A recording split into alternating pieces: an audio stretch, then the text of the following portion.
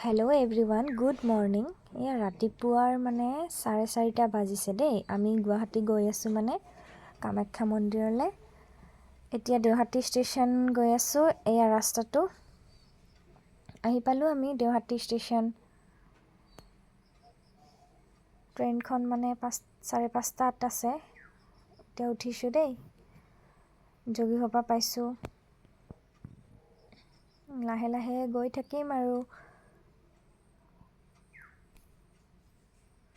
22 তাৰিখৰ পৰা অম্বুবাচী মেলা আছে নহয়, তাৰপিছত বন্ধ কৰি দিব। সেইকাৰণে আমি আজিয়ে গৈ আছোঁ। ভিতৰত সোমাব নাপাম জানো, কিন্তু সেৱাটো কৰি আহিম আৰু।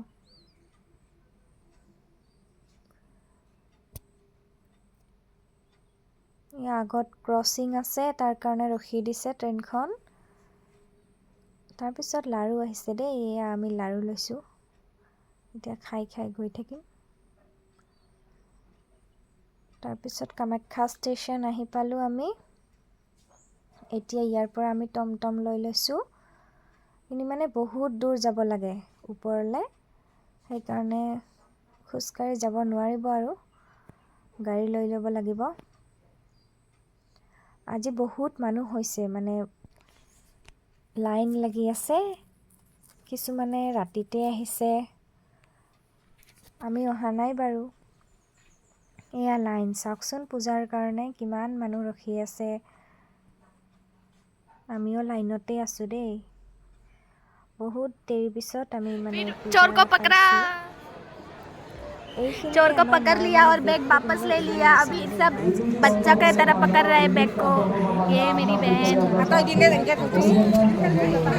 क्या মায়ে বহুত ভয় খাইছিলে দেই। বেগটো নিছে ডাঙৰখনৰ পৰা সেই বেগটো চেইনটো খুলি কেনেকৈ ওলাই লৈছে মায়ে নিজেই গম নাপায়। পূজা কৰি থাকোঁতে মাতে চকু মুজিছিল নহয়, সেইকাৰণে ওলাবলৈ চান্স পাইছিলে। আৰু আমি পূজা কৰি আগত ওলাই আহিছিলোঁ, মা অকলে আছিলে। সেইকাৰণে এয়া মা চুৰ যোৱাৰ পিছত বুদ্ধি হৈছে দেই।